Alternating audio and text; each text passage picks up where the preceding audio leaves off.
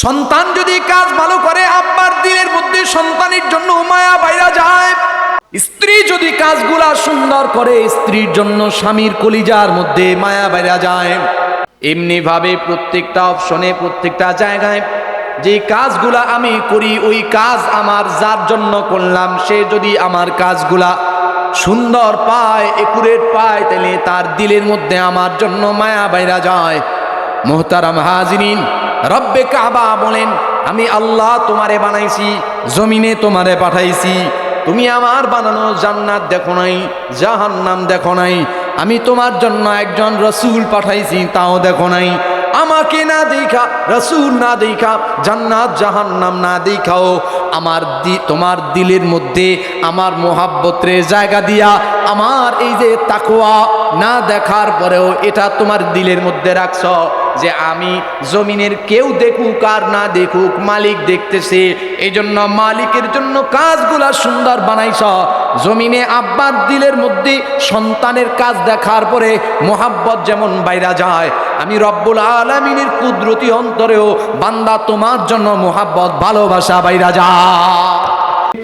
আমি অসহায় তুমি দয়াময়, দয়া করো তুমি আমারে, তুমি যদি মানিয়া নাও প্রভু, তুমি যদি মানিয়া নাও প্রভু, সে পাওয়া যে মোর সবচেয়ে দামি।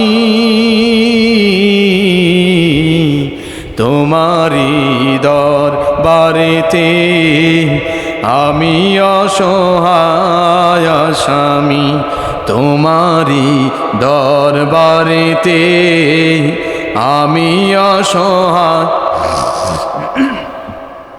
আমি গুনাহগার তুমি যে গাফফার, ক্ষমা করো তুমি আমারে,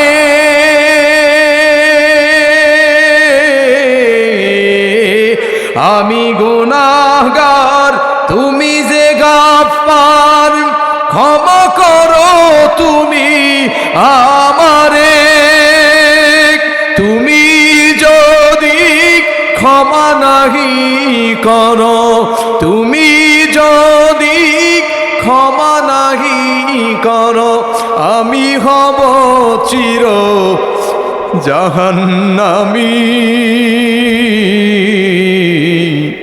তোমারি দরবারেতে আমি অসহায় আসামি, তোমারি দরবারেতে। গজলটা কি সামনে আর বলবো? দাঁড়ায় থাকলে আমার গজল বের হয় না। দেখি যারা দাঁড়ায় আছেন ওনারা বসলেই গজলটা বলা যায় কিনা, আপাতত একটু জমা রাখলাম।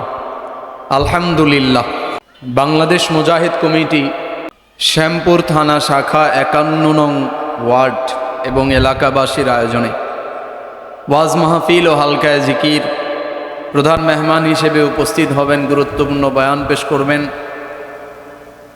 উপমহাদেশের প্রখ্যাত আলেমে দ্বীন, যুগের ধর্মীয় আধ্যাত্মিক রাহবার আমিরুল মুজাহিদিন হযরত পীর সাহেব হুজুর চরমনাই হাফিজাহুল্লাহ। বয়ান পেশ করবেন অন্যান্য ওলামায়ে কেরাম। আজকের এই মহতি মজলিসে এমন একটা টাইম, যে টাইমে সাধারণত মানুষ বয়ানে বসে না, এই সময়ে আমরা গুটি কয়েক আল্লাহ পাকের বান্দা আজকের এই মজলিসে গুনাহমুক্ত পরিবেশে হায়াতের কিছুটা সময় কাটানোর তৌফিক আল্লাহ পাক আমাদেরকে দান করেছেন। দিল থেকে জবান খুলে শুকরগুজার করি আলহামদুলিল্লাহ।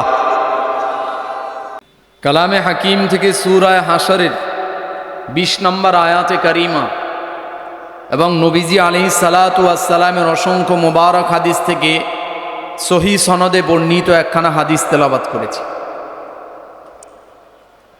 আমি আজকের এই মজলিসে যেই সমস্ত ওলামায়ে কেরাম বয়ান করবেন ওনাদের জুতা টানার যোগ্যতাও আমার নাই, কিন্তু মুরব্বীরা আমাকে নির্দেশ করেছেন, এজন্য আমি বসেছি। আমার ছোট্ট একটা পরিচয় হলো, আমি এই মীর হাজিরবাগ বড়বাড়ি জামে মসজিদ, বাইতুল আলা জামে মসজিদ, কাসিম জামিয়া আরাবিয়া কাসিমুল উলুম মাদ্রাসা মসজিদে আমি নতুন খেদমতে যুক্ত হয়েছি। আমি জুমার নামাজ পড়াই ওই মসজিদে। তো এই জন্য মুরব্বীরা এলাকার মানুষ হিসাবে কিছুটা সময় কাটানোর নির্দেশ দিয়েছেন। সর্বসাকুল্যে বয়ান টাইম আছে 7 মিনিট ইনশাআল্লাহ। তো টাইনা টুইনে আরও 3 মিনিট নিলাম। এর মধ্যে আমি একটু তরজমা করি আপনাদের কাছে যে আয়াতে কারিমা আমি তেলাওয়াত করেছি। আল্লাহ পাক বলেন, বিসমিল্লাহির রহমানির রহিম, ইয়া আইয়ুহাল্লাযীনা আমানুত্তাকুল্লাহ ওয়াল তানজুর নাফসুম মা কদ্দামাত লিগাদ। আইয়ুহাল্লাযীনা আমানু, হে জগতের ইমানদার নারী আর পুরুষ, ইত্তাকুল্লাহ, তোমরা আল্লাহকে ভয় করো। ওয়াল তানজুর, নফস, নিজের নফসের সাথে বোঝাপড়া করো, ফিকির করো, জিজ্ঞেস করো, মা কদ্দামাত লিগাদ, আগামীকালকের সফরের জন্য তোমার প্রস্তুতি কতটুকু। এটা হলো তরজমা। এরপরে আল্লাহ বলেন ওয়াত্তাকুল্লাহ, আবারও বললেন আল্লাহকে ভয় করো। ইন্নাল্লাহ খাবীরুম বিমা তা'মালুন, তোমার ভেতর বাহির, প্রকাশ্য অপ্রকাশ্য, রাত্র দিন, আলো আধার, সব কিছুতে যে কোনো কার্যক্রম, যে কোনো কাজ, চলাফেরা, হাঁটা, উঠা বসা, আচার আচরণ, আখলাক, লেনদেন, ব্যবসা বাণিজ্য, চাকরি, অফিস আদালত, ব্যবসা, রাজনীতি, সব, এই সব কিছু কেউ না দেখলেও, কেউ না জানলেও কে দেখেন, কে জানেন? আল্লাহু আকবার। এটা তরজমা। এবার ব্যাখ্যা। আল্লাহ বললেন আল্লাহকে ভয় করো। এই যে এই শব্দটার অনেক লম্বা ব্যাখ্যা, আমি ঢুকবো না এখানে। আল্লাহকে ভয় করার অর্থ হলো তাকওয়া অবলম্বন করো, তাকওয়া অবলম্বন করো। ইমানদার তো আল্লাহর খুব পেয়ারা, ইমানদার আল্লাহর অনেক দামি। ইমানদার আল্লাহকে ভয় করবে কেন? ইমানদার তো আল্লাহর সাথে ভালোবাসার সম্পর্ক রাখবে। হ্যাঁ, ভয়েরও একটা অপশন আছে। আল্লাহকে ভয়ও করতে হবে, মোহাব্বতও করতে হবে। তবে প্রশ্ন হইল, ভয় এবং মোহাব্বত কখন আসবে? যখন আমি পরিচয় জানব। এলাকার মধ্যে এই লোকটা অত্যন্ত বাজে, বদলোক, খারাপ লোক, এর খারাপই থেকে বাঁচার জন্য মানুষ আল্লাহর কাছে পানা চায়। এই লোকটা খোদার গজব পড়া মরে না কেন? এমন খারাপ মানুষ আছে না? আব্বা একটু বলেন না জোরে। আপনি ভয় করে চলেন, দূরত্ব বজায় রেখা চলেন। কেন? কারণ আপনি তাকে চিনেন। কথা কয় না? আবার এমন মানুষ আছে কলেজ ভার্সিটিতে পড়ে বা ব্যবসা করে বা সাধারণ, কিন্তু আমল আখলাক এত সুন্দর, দেখলে মায়া জন্মায়, কাছে গিয়া সালাম দিয়া, মুসাফা কইরা, বুক পাইতা দিয়া মহানাকা করতে মনে চায়। কথা বলেন কেন? বলে আপনি চিনেন, এই জন্য চিনেন, এই জন্য ভালোবাসা, চিনেন এই জন্য দূরত্ব। চিনি না, ভালোবাসাও নাই, চিনি না, দূরত্বও নাই। কথা বলেন। তো আল্লাহকে চিনে যারা, তারা ইমানদার। আল্লাহকে চেনার পরে মোহাব্বত অথবা ভয় দুইটা আসবে। না চিনলে মোহাব্বতও আসবে না, ভয়ও আসবে না। এই জন্য বেদিন, বেঈমান, কাফের, মুশরিকের কাছে আল্লাহ পাকের মারেফাত নাই। এই জন্য আল্লাহ তাদেরকে সম্বোধন করে বলে না, কাফের, বেদিন, বেঈমান, তোরা আমারে ভয় কর। কারণ ইমান হারা হয়ে মারা গেলে চির জাহান্নামী, আস্তাগফিরুল্লাহ, মাআযাল্লাহ। কিন্তু ইমানদার, ইমানদারের ঠিকানা জান্নাত। আসছি জান্নাত থেকে, চলাফেরা কয়েকদিন করব, বাজার করব, ব্যাগ বইরা তারপরে নিয়ে যাব। আর দুনিয়া মাজরাতুল আখিরা, ব্যাগ ফিল আপ হয়ে যাবে, হায়াতের গন্ডি শেষ হয়ে যাবে। এরপরে ওয়া ইলাইহি তুরজাউন, আবার আল্লাহ পাকের দিকে ফিরে যাব, মানে জান্নাত ঠিকানায় ফিরে যাব ইনশাআল্লাহ। তুই ইমানদার আল্লাহকে ভয় করবে। এখানে ভয়ের অপশন এমন না জগতের চাঁদাবাজ, দাগাবাজ, সন্ত্রাস, গুন্ডা, মাস্তান, খারাপ লোক, এদেরকে যেই রকম ভয় করি ওই রকম ভয় না। এখানের ভয় সম্পর্কে নবীজি আলাইহিস সালাতু ওয়াস সালাম বলেন, এমন ভাবে নামাজ পড়ো যেন তুমি আল্লাহকে দেখতে পাও। আনতাবুদাল্লাহা কাআন্নাকা তারা, অর্থাৎ শুধু নামাজের ব্যাপারে বর্ণনা না, জমিনের আকিল বালেগ হওয়ার পর থেকে মৃত্যু পর্যন্ত প্রত্যেকটা কাজে আমি আমার মালিকরে দেখতেছি, তিনি আমার সামনে দাঁড়ানো আছেন। আল্লাহু আকবার। এখন নবীজি বলেন, তোমার চোখে যদি দুর্বলতা থাকে, তুমি যদি না দেখো, তাইলে এটা যায় না রাখো, আল্লাহ পাকের কুদরতি চোখের মধ্যে কোনো দুর্বলতা নাই। আমি দেখি আর না দেখি, কে দেখেন? এটার নাম তাকওয়া।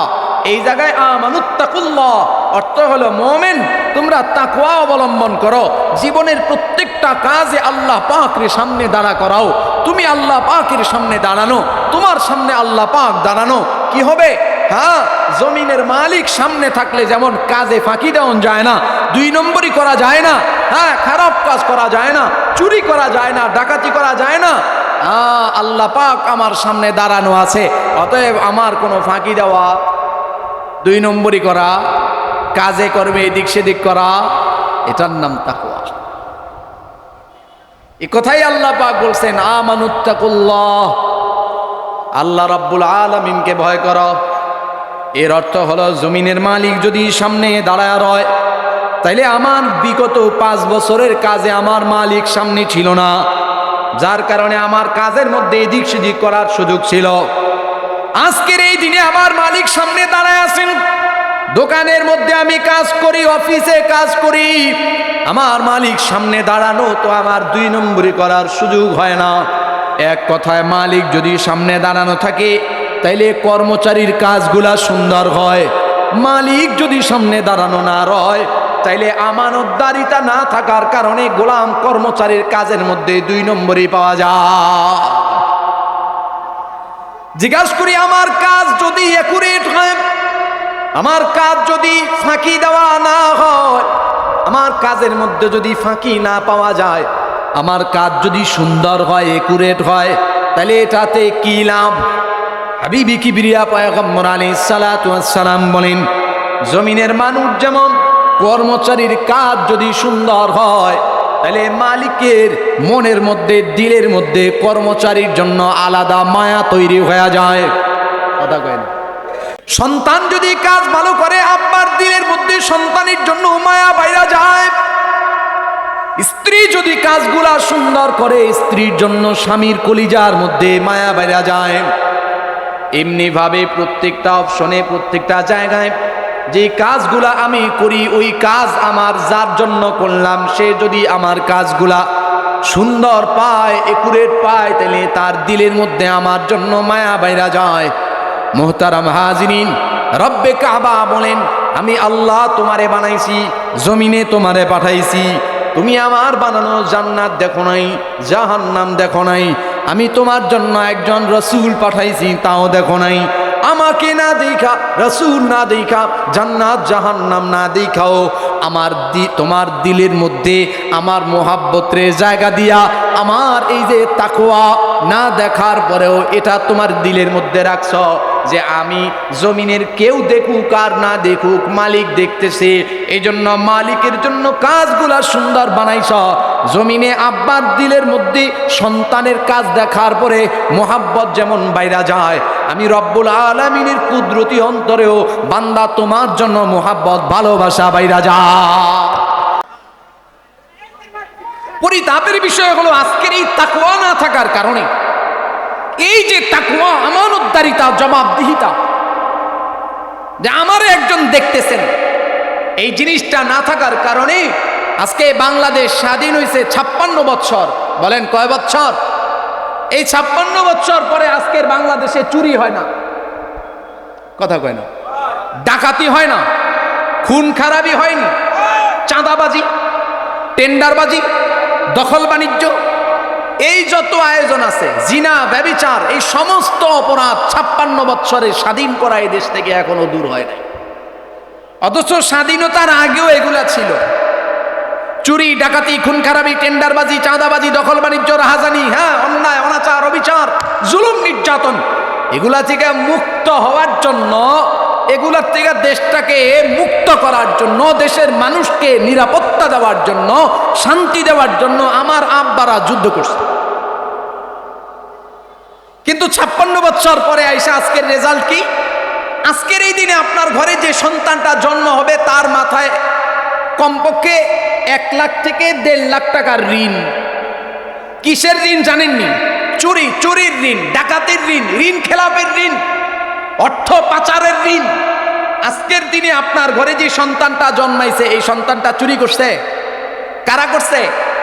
56 বছর ধরে যাদের পিছনে ছাতা ধরেছি অমুকের চরিত্র ফুলের মতো পবিত্র, 56 বছর ধরে যাদের পিছনে ছাতা ধরেছি, যাদেরকে বলেছি অমুকের 2 নয়ন এলাকাবাসীর উন্নয়ন, এই 56 বছর ধরে ওরা চুরি করেছে, ওরা ডাকাতি করেছে, ওরা চাঁদাবাজি করেছে, ওরা টেন্ডারবাজি করেছে, দখল বাণিজ্য করেছে। ভিন দেশের কাছে বাংলাদেশের মানচিত্র আর পতাকাকে বিক্রি করার পায়তারা করেছে, যার কারণে 56 বছরে এদেশে উন্নতি নাই, শান্তি নেই। কারণ কি? তাকওয়া নাই। আমি হইলাম গণপ্রজাতন্ত্রী বাংলাদেশ সরকারের প্রধান, আমি গণপ্রজাতন্ত্রী বাংলাদেশ সরকারের অমুক তমুক, এই আমি হইলাম নেতা, আমিও মালিক, ওরা কর্মচারী, আমি আবার কার কাছে হিসাব দেব? এই হিসাব দেওয়ার জিনিসটা, এই আমানতদারিতা, এটার নাম তাকওয়া। আর এটার জন্য আমিরুল মুজাহিদিন হযরত পীর সাহেব হুজুর চরমনাই জমিদারি হালত থাকার পরেও আপনার আমার পায়ে পায়ে ঘুরে দৌড়া বাবা একবার আসি শান্তির জন্য, ইসলাম বুঝাইয়া দেওয়ার জন্য। কিন্তু আমরা তো কত গালি দেই, কত চোর বলি, কত রকম নেশাখোর বলি, কত রকম কথা কয়া গালি দিই, অথচ এই মানুষটার হাতে হাত দিয়া হাজারো নেশাখোর কালিমাওয়ালা হয়ে গেছে। এই মানুষটার হাতে হাত দিয়া হাজারো বেনামাজি নামাজি হইছে। এই মানুষটার হাতে হাত দিয়া কত রকম ডাকাত, খুনি, গুমি, চোর, চোপটা, বদমাশ, আল্লাহর ওলি হইছে। আমাদের কাছে এই ইসলাম বুঝাইয়া দিতে আইসা কত রকম গালি খায়, কত রকম লাথি উষ্টা খায়, এরপরও আমাদের পা ছাড়ে না। আওয়াজ করে বলে, যুবক তোর হাজারো মানুষের সামনে হাজারো বার পাও ধরতে রাজি, তবুও গুনার কাজ।